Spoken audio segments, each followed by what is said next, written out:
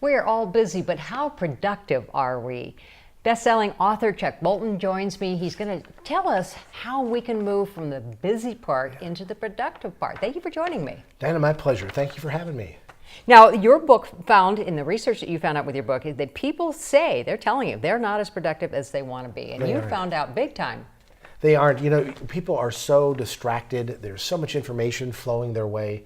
There's so many demands on folks that when you ask folks on a scale of 1 to 10, how productive are you and how productive should you be, you find there's a big gap. People usually say, I'm at a 5 or 6, I need to be at a 9 or a 10. And the reason why productivity is important is because it gives you more time to live the kind of life that you want to live. It's not just about doing more for your business, but it's really about having a better life. And so folks are feeling pressure that they're not as productive as they could be. Mm-hmm. And the statistics show that too in this country, that productivity has been flat since the end of the Great Recession. Mm-hmm. So despite all the technological advancements, we're still not being very productive. That's too bad. Yeah. Now, there is a way to figure out how we stand on that scale, and you have an assessment. So tell me about that. Yeah, so in my view, there's 7 habits for high productivity. And there's an assessment at ReInventYourProductivity.com that you can take. It's free, of course. It takes about 5 minutes where you're going to rate yourself on various statements on a scale of 1 to 10. And then you'll get a report that will show how you score on these various productivity habits. And that'll give you an area for where you're doing well and where there are opportunities for improvement. Mm-hmm. So you also say that the greater productivity, though, is a pathway to richer, more successful life. So we have more time and energy with the people we want to be with. Absolutely. And with the causes that are important to us, or the recreation, or the travel, or whatever is important to us, we have more time for that. Mm-hmm. So this isn't about working harder or putting in the hours. You say it's being more strategic and intentional. So tell me about that. Yeah, so it's not about working harder. My view, and as I coach executives, everybody's going all out. So I'd actually like to see you do less. And you can get more done by doing less. And so this is really about being very clear about what success looks like for you, what a great year would look like, and what's your why. In other words, what are you passionate about? What's your purpose? That's going to require a little self-reflection, but if you don't do it, you know, what they say, that old saying is, if you don't know where you're going, any road will get you there. You've got to do that work kind of to get started. Mm-hmm. And then the second piece of that is understanding that in your role, there are just a few, probably 3 or less, what I call vital functions that create the greatest amount of value in your role. We're all value creators. We're creating value for our customers, whoever we serve. What are the 3 things that create the greatest amount of value? Spend 80% of your time on those. And that's going to mean saying no to other kinds of things. But locking into your vitals is absolutely critical. Your vital functions, 3 vital priorities, and daily big rocks each day of things you've got to move to make things happen.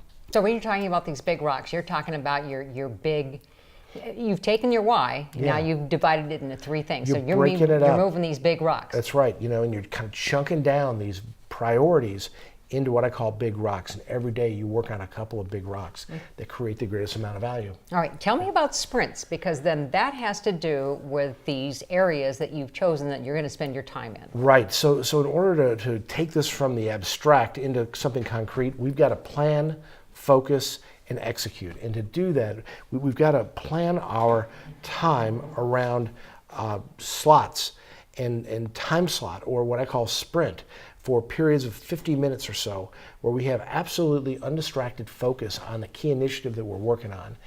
And at the end of the 50 minutes, you know, we set a timer on our phone. At the end of the 50 minutes, the alarm goes off.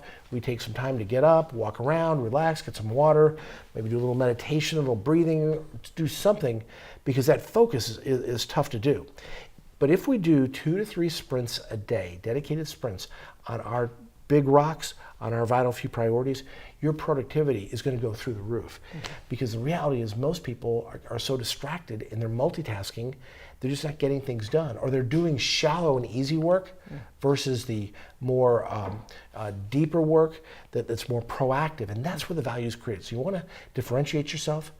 You need to have the routine with these sprints and block the time so you can get your critical work done. Yeah, and I always have to, I find it interesting because then when I'm sitting at my computer, I'm working on something, but I'll have these little email flashes that come in, and of course my computer's always dinging, so that distracts me, Yes. you know, away to whatever that is. It's Totally. like, do I need to put that fire out? Exactly. And so that takes time away. So you I'd love to know how to turn that off and make it go away, right? Yeah, so Morton Hansen's a great author.